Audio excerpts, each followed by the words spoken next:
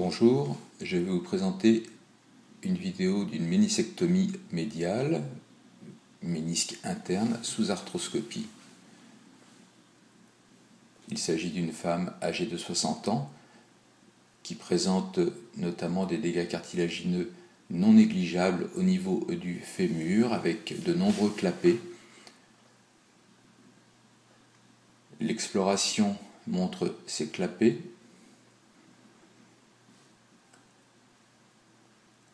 Elle montre également une lésion méniscale partant de la corne postérieure jusqu'à l'union de la corne postérieure et moyenne.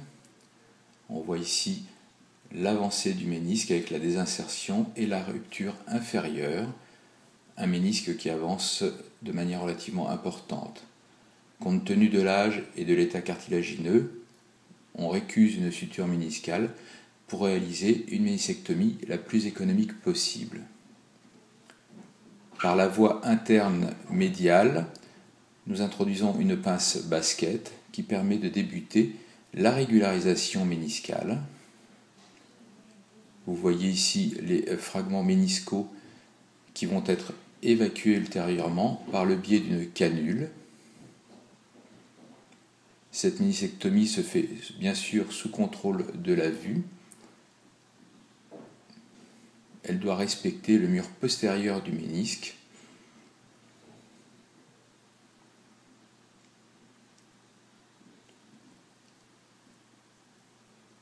Une canule va donc être introduite, toujours par la voie instrumentale interne, afin d'évacuer les différents fragments et améliorer la visibilité. Voici l'introduction de la canule avec l'évacuation des fragments, qui permet de constater déjà une régularisation méniscale bien avancée.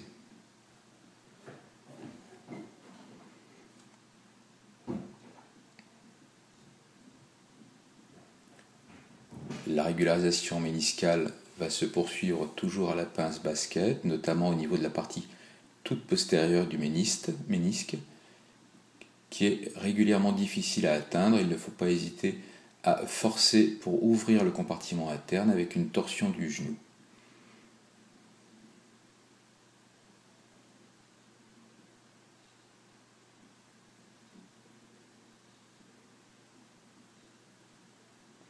On voit ici la régularisation toute postérieure.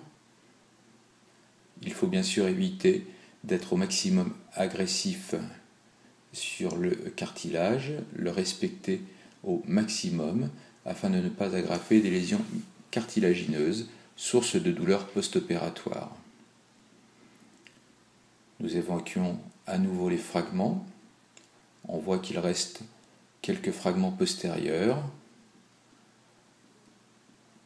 qui sont évacués par poussée au niveau du creux poplité, c'est-à-dire la partie postérieure du genou, par manœuvre externe.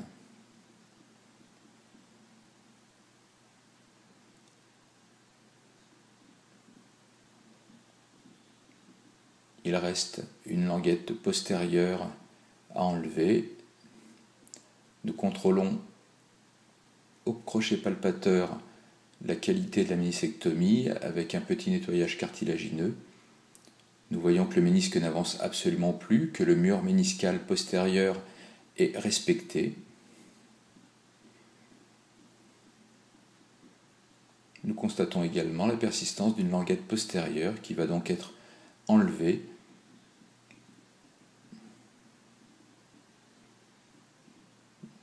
Ce qui est fait ici.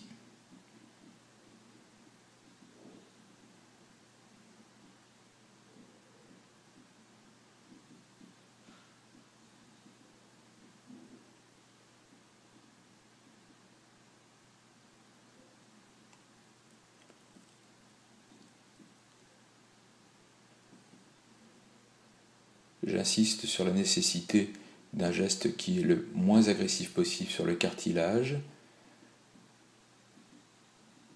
Les suites seront bien évidemment d'autant plus simples que le genou n'aura pas été, entre guillemets, agressé par le chirurgien et par les instruments. La régularisation est pratiquement finie.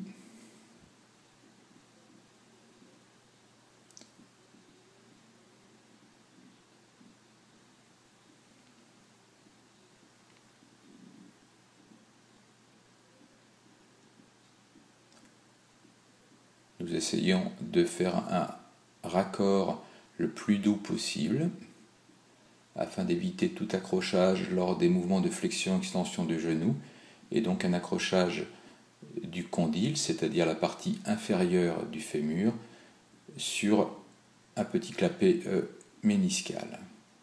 Ici, on nettoie les clapets cartilagineux.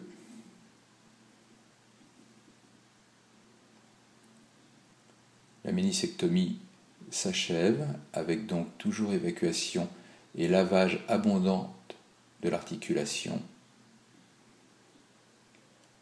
Bien évidemment, durant ce temps opératoire, nous allons vérifier l'ensemble du genou, le compartiment fémoro-patellaire, à savoir le compartiment entre la rotule et le fémur, mais également la partie externe, ce qui va être fait en fin d'intervention afin de visualiser l'absence d'atteinte méniscale externe, sur lequel bien évidemment il faudrait réaliser un geste complémentaire. Voici une ultime évacuation de fragments.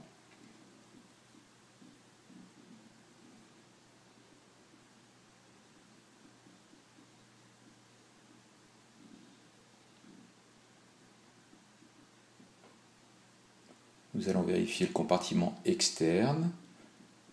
Ici, l'ébauche du ligament croisé antérieur et la partie externe avec le ménisque externe. Au-dessus le condyle et en dessous le plateau tibial. Je vous remercie.